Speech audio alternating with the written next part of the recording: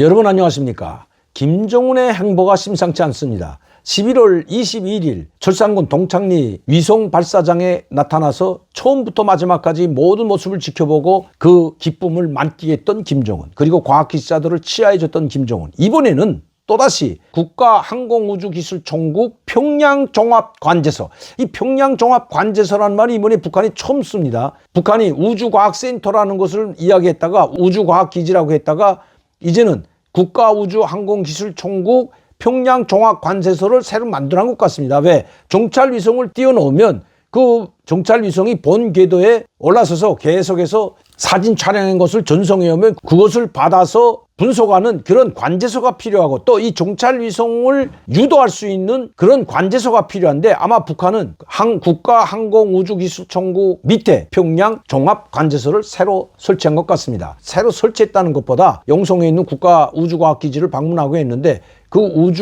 이 나사와 같은 그 우주과학기지에 정찰위성을 통제할 수 있는 시설을 아마 갖춘 것 같습니다. 그 시설을 평양종합관제소라고 이름을 지은 것 같습니다. 자, 뭐라고 노동신문이 이야기했는지 한번 보시죠. 김정은이 11월 22일 오전 10시 조선민주주의인민공화국 국가항공우주기술총국 평양종합관제소를 방문하고 궤도에 진입한 정찰위성 만리경 1호의 작동 상태와 세밀 조종 진행 정령, 지상 구령에 따른 특정 지역에 대한 항공우주 촬영 진행 정령을 요약했다. 자, 21일 날에 발사해서 이제는 정상 궤도에 올려놓고 이제는 자기 임무에 들어갔습니다. 자기 임무를 수행하고 있습니다. 그러니까 북한의 정찰위성 만리경이 본 궤도에 올라가서 지금 활동을 시작해서 사진들을 찍어서 보내오는데, 그것이 궁금했던 겁니다. 잘 찍어서 보내었는지, 정밀도는 어느 정도인지, 또 북한이 생각했던 대로 미국의 전략적 기지들, 괌이나 하와이나 우리 한국 기지들, 일본 기지들을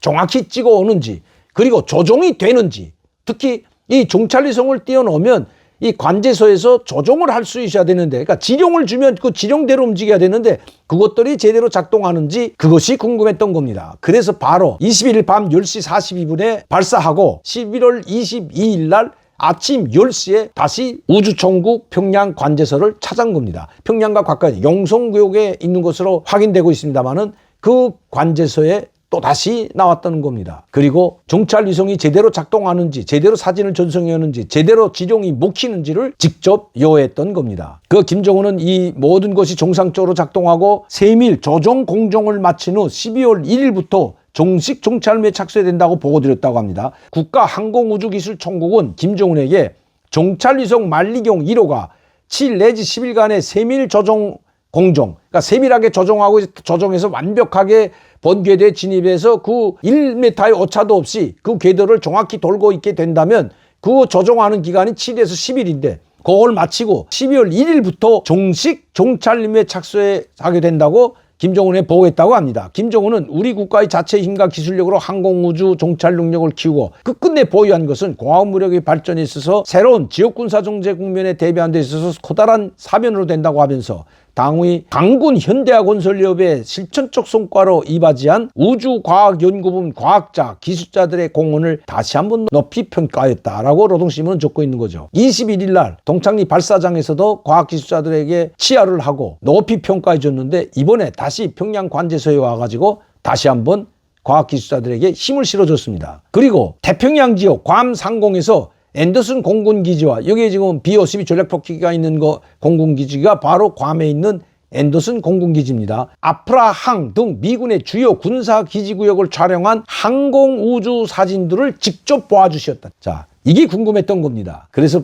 김정은은 정찰위성을 쏜 21일 밤 10시에 쏘고 나서 바로 다음날 10시간 만에 다시 평양관제소를 찾아서 정확히 사진들을 전송해 오는지, 정확히 조종이 되는지, 명령을 수행하는지를, 그것이 궁금했던 겁니다. 그래서 이렇게 김정은은 또다시 평양관제소를 찾았던 겁니다. 그리고 또 김정은은 21일 우주과학기술총국에서 우주발사 계획을 보고한다고 했는데 그것을 비준했다고 합니다. 남조선 및 태평양 주변 지역에 대한 당면한 항공 우주 정찰 능력 조성 계획을 당중앙위원회 8기 9차 전원회의에 제출하려는 국가항공우주기술청국의 제의를 승인하시면서 당중앙위원회 8기 9차 전원회의에서 2024년도 정찰위성 발사 계획을 심의하고 결정할 것이라고 말씀하셨다. 이걸 왜 공개 안 하는 거죠? 한미일과 국제사회의 도전을 선포한 겁니다. 누가 뭐라고 해도 계속해서 해나가겠다는 겁니다. 이 뒤에는 바로 러시아라는 강력한 군사과학기술을 가진 거대한 나라가 지금 북한을 뒷받침해주고 있습니다. 결국 러시아는 끝끝내 북한의 군사과학 기술 어디까지인지는 알 수 없지만 일단 정찰위성 발사를 성공시킬 수 있는 완벽한 기술을 넘겨주고,